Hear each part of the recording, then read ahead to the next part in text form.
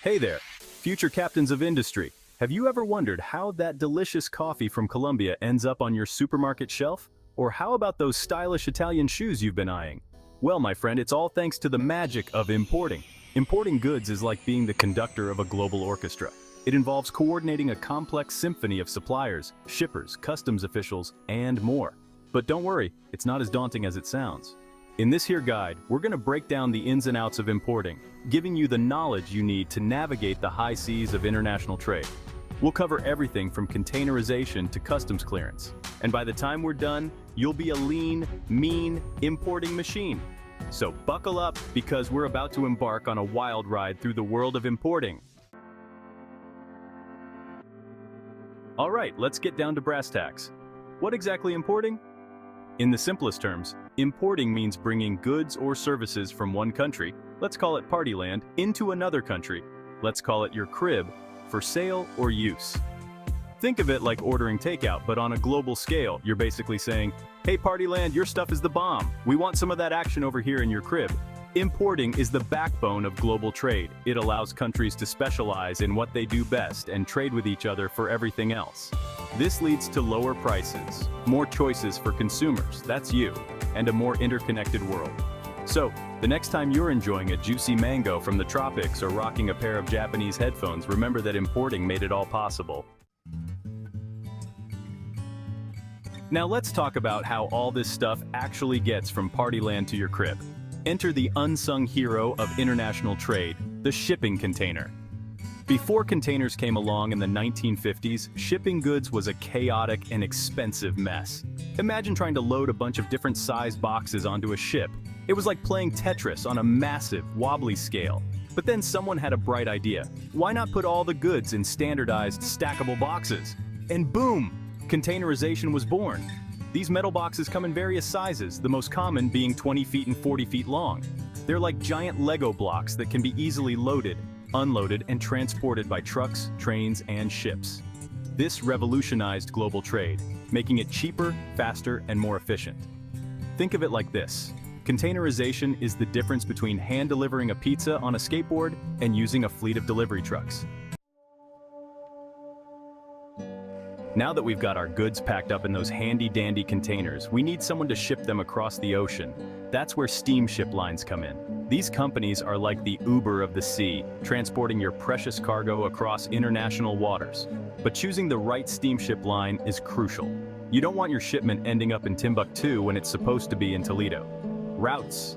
Make sure they sail to your desired destination. Choose a steamship line with a reliable track record and competitive transit times. You often get what you pay for in the shipping world. You don't want your goods getting lost at sea or arriving damaged. Section 5. Understanding import costs. Now let's talk about everyone's favorite topic, money. Importing goods isn't free. Shocking, I know. There are a bunch of costs involved, and understanding them is key. Here's a breakdown of the main expenses you can expect. Freight charges. This is the cost of shipping your goods.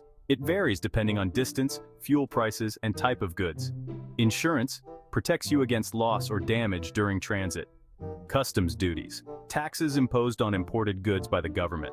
Terminal handling charges, fees for handling containers at the port. Inland transportation, getting goods to their final destination. Managing import costs is about being smart and strategic.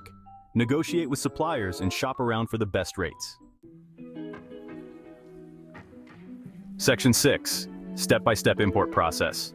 All right, enough with the theory, let's get down to business. Here's a step-by-step guide to the import process. Step 1. Find your product and supplier. Step 2. Negotiate terms and payment. Step 3. Arrange transportation. Step 4. Prepare import documents. Step 5. Clear customs. Step 6. Receive and inspect your goods. Step 7. Distribute and sell your products. Congratulations, you're officially an importer. Section 7. Customs border entries. Customs border entries? Those two words are enough to send shivers down the spine of even the most seasoned importer. But fear not, my friend, because we're about to demystify this crucial part of the import process. A customs border entry is basically a formal declaration that you're bringing goods into a country. It's like saying, hey, Mr. Customs Officer, I've got some goodies here that I'd like to bring into your crib. Please let me in. This entry includes all sorts of juicy details about your shipment, like the type of goods, their value, the country of origin, and the intended use. It's important to get this information right, as any errors or omissions can lead to delays, fines, or even seizure of your goods. Section 8. Customs Clearance Procedures.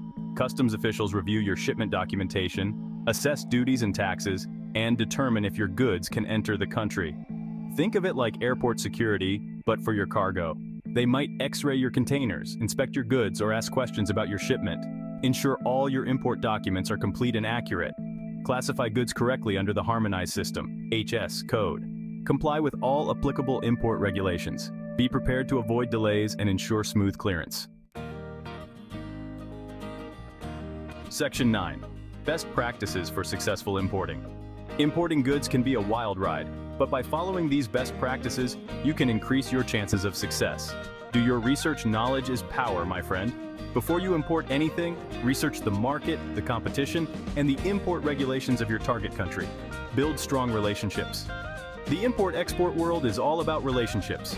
Cultivate strong connections with suppliers, freight forwarders, customs brokers, and other key players.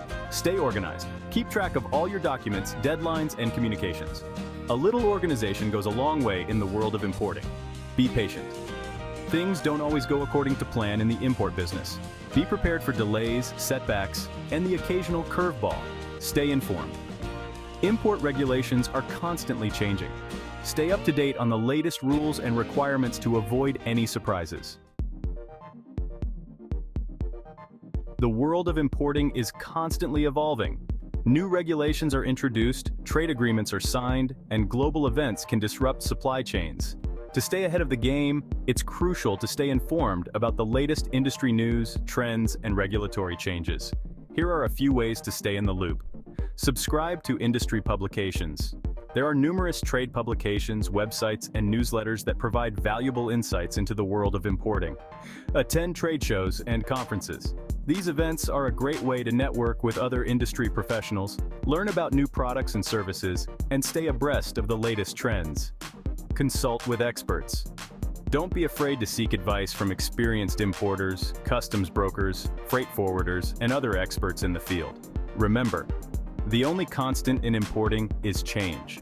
By staying informed and adapting to new challenges, you can navigate the ever-changing landscape of international trade. Section 11. Conclusion and further exploration. Congratulations, you've reached the end of our whirlwind tour of the importing world.